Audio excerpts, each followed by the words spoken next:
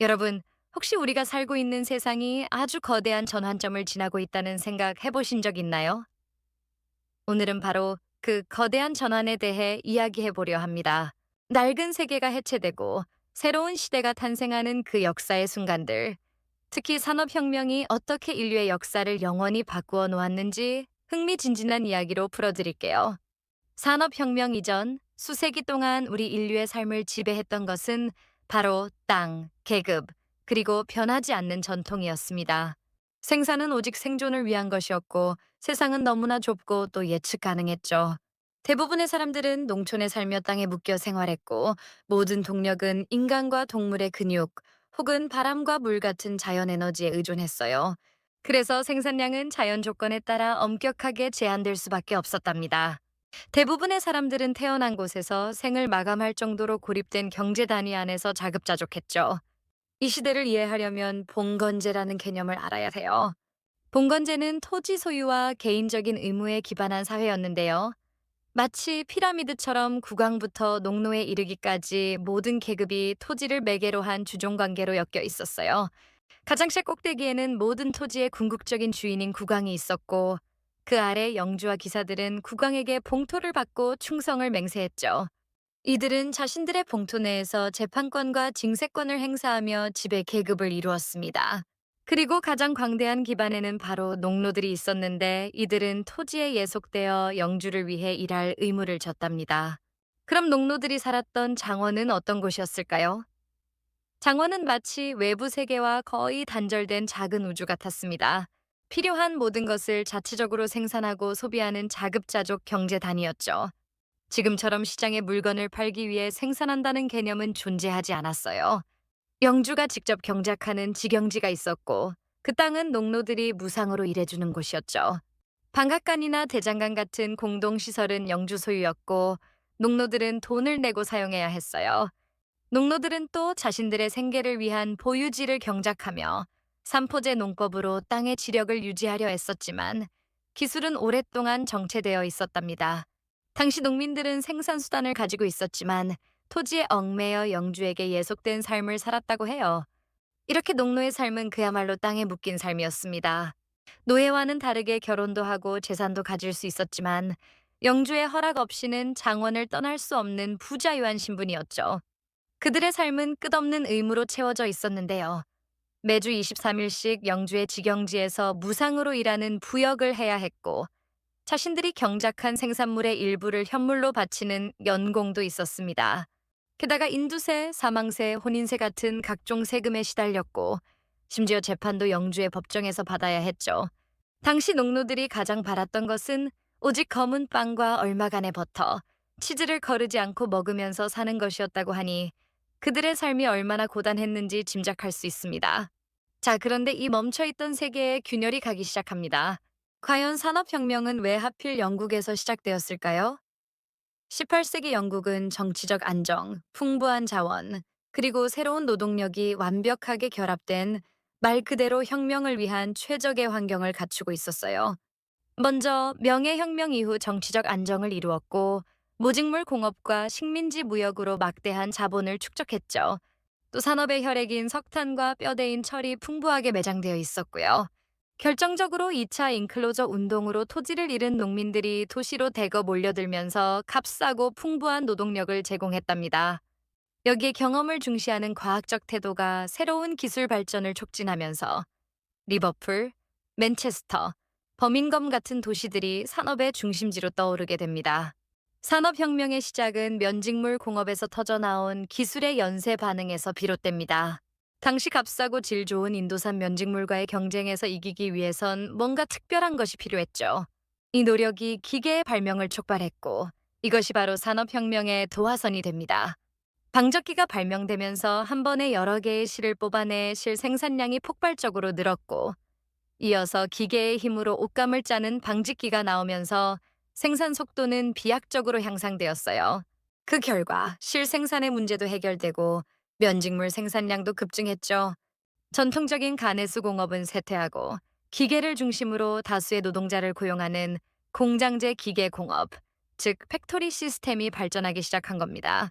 기술의 연쇄 반응 두 번째 주인공은 바로 모든 것을 바꾼 증기기관입니다. 제임스 와트가 개량한 증기기관은 인류를 물, 바람, 근육의 한계에서 완전히 해방시켰습니다. 이제 공장은 강가 근처가 아니어도 그 어떤 곳에도 세울 수 있게 되었죠. 와트의 혁신은 기존 뉴커먼 기관의 효율을 획기적으로 개선한 것이었는데요. 특히 분리형 응축기라는 것을 개발해서 열 효율을 극대화하고 연료 소모를 무려 70% 이상 절감했답니다. 이로 인해 증기기관은 공장 기계의 핵심 동력원으로 사용되며 대량 생산을 가능하게 했고 석탄 채굴과 제철 산업의 발전을 촉진했어요. 나중에는 기관차와 증기선의 동력권이 되면서 교통혁명의 기반까지 마련해 주었답니다. 정말 대단하죠? 기술의 연쇄 반응. 세 번째는 철과 석탄이 만들어낸 성장의 피드백 루프입니다. 증기기관은 석탄을 필요로 했고 기계와 철도는 철을 필요로 했어요. 제철 공업과 석탄 산업은 서로를 폭발적으로 성장시키는 강력한 엔진이 되었죠. 코크스 재련법 같은 새로운 제철 기술로 더 적은 연료로 강하고 많은 철을 생산할 수 있게 되었고, 이렇게 만들어진 철은 다시 증기기관과 기계, 철도를 만드는 데 사용되었어요. 증기기관이 확산되면서 석탄 수요가 급증했고, 심지어 증기기관이 다시 탄광의 배수 펌프에 사용되어 채굴 효율을 높이는 놀라운 선순환이 일어났습니다. 그 결과 19세기 중반, 영국은 세계의 공장이라 불리며 전 세계 철 생산량의 절반 이상을 차지하는 거대한 산업 국가로 발돋움하게 됩니다. 이렇게 산업의 힘이 커지자 세상은 이전에 상상할 수 없던 교통혁명을 맞이합니다. 스티븐슨이 개발한 증기기관차는 육상 운송의 혁명을 가져와 원료를 공장으로, 상품을 시장으로 대량 수송할 수 있게 했어요. 증기선은 바람과 조류의 제약에서 벗어나 정기적이고 빠른 해상 운송을 가능하게 했고요. 이 두 가지 혁신은 물리적 거리를 무력화시키며 거리의 소멸을 이끌었습니다. 지역 시장은 전국 시장으로, 더 나아가 세계 시장으로 통합되었고, 상품 유통 비용과 시간이 획기적으로 줄어들면서 규모의 경제가 실현되었죠. 사람들의 이동도 자유로워져 도시로 노동력이 공급되는 중요한 계기가 되었답니다. 이렇게 산업혁명은 인류에게 전례 없는 풍요를 안겨주었지만, 동시에 새로운 사회 구조와 깊은 갈등이라는 그림자도 함께 드리웠습니다. 세계가 재창조된 것이죠. 농업사회는 공장과 자본이 중심이 되는 산업사회로 완전히 바뀌었고, 일자리를 찾아 수많은 사람들이 도시로 이동하며 급격한 도시화가 진행되었습니다. 무엇보다 태생에 따라 결정되던 신분 질서는 사라지고, 자본 소유 여부에 따른 계급 사회가 새롭게 등장하는 거대한 변화를 맞이하게 되었답니다.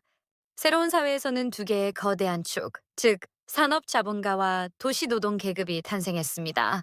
산업 자본가들은 공장과 기계 같은 생산 수단을 소유하며 막대한 부를 축적했고, 새로운 사회의 지배층으로 성장해 정치적 영향력까지 확대해 나갔죠. 반면에 도시 노동 계급은 토지를 잃고 도시로 이주한 농민이나 수공업자들로 이루어져 있었습니다. 이들은 공장에서 임금을 받고 일하는 임금 노동자였고, 이전의 농노와는 다른 완전히 새로운 형태의 피지배 계급을 형성하게 됩니다. 하지만 산업혁명 초기의 노동자들에게는 어두운 현실이 기다리고 있었습니다. 하루 12시간에서 16시간에 달하는 장시간 노동, 위험하고 비위생적인 작업 환경, 그리고 낮은 임금은 일상이었죠. 심지어 여성과 어린아이들까지 더 낮은 임금으로 고용되어 노동 착취의 대상이 되었습니다. 영국 의회 보고서에는 6살 때부터 하루 15시간씩 일했고, 게을리하면 채찍질을 당했다는 충격적인 증언까지 남아 있어요. 이러한 고통 속에서 노동자들은 자신들의 권리를 찾기 위한 저항을 시작했습니다. 일자리를 빼앗는 기계를 파괴하는 러다이트 운동부터 노동자들이 당열하여 임금 인상과 근로 조건 개선을 요구하는 노동조합이 결성되었죠. 또한 자본주의 체제를 비판하고 생산수단의 공동 소유를 주장하는 사회주의 사상과 같은 새로운 이념도 등장하게 됩니다. 산업의 힘은 이제 제국의 힘이 됩니다. 19세기 후반 서구 열강들은 압도적인 군사력과 경제력을 바탕으로 전 세계를 식민지로 삼는 제국주의 시대를 열었습니다. 공장은 값싼 원료 공급지와 생산된 상품을 팔 새로운 시장을 끊임없이 요구했거든요. 국내 인겨 자본을 투자할 곳도 필요했고요. 또한 민족주의와 결합하여 국가의 위신을 높이는 수단으로 여겨지기도 했고, 국내의 사회 갈등을 외부로 돌리려는 목적도 있었습니다. 심지어 우수한 인종이 열등한 인종을 지배하는 것이 당연하다는 사회 진화론이나 미개한 지역을 문명화시켜야 한다는 백인의 짐 같은 이념으로 자신들의 침략을 정당화하기도 했죠. 그 결과 아프리카는 영국과 프랑스 등 유럽 열강에 의해 분할되었고, 아시아의 대부분도 서구의 지배해 놓이는 비극적인 세계의 분할을 맞이하게 됩니다. 여러분, 18세기에 시작된 기술혁명은 단 한 번으로 끝나지 않았습니다. 2차, 3차, 그리고 지금 우리가 살고 있는 4차 산업혁명으로 이어지며 인류 사회를 계속해서 재창조하고 있죠. 증기기관과 기계화가 세상을 바꾼 1차 산업혁명을 시작으로 전기와 컨베이어 벨트가 등장한 2차, 컴퓨터와 인터넷이 핵심인 3차를 거쳐 지금은 인공지능과 사물인터넷, 초연결, 초지능의 4차 산업혁명 시대에 살고 있습니다. 최초의 공장이 세상을 바꾸었듯 오늘날의 기술은 우리의 미래를 또 어떻게 재구성하고 있을까요? 우리는 여전히 끝나지 않은 이 거대한 혁명의 파도 위에 서 있답니다.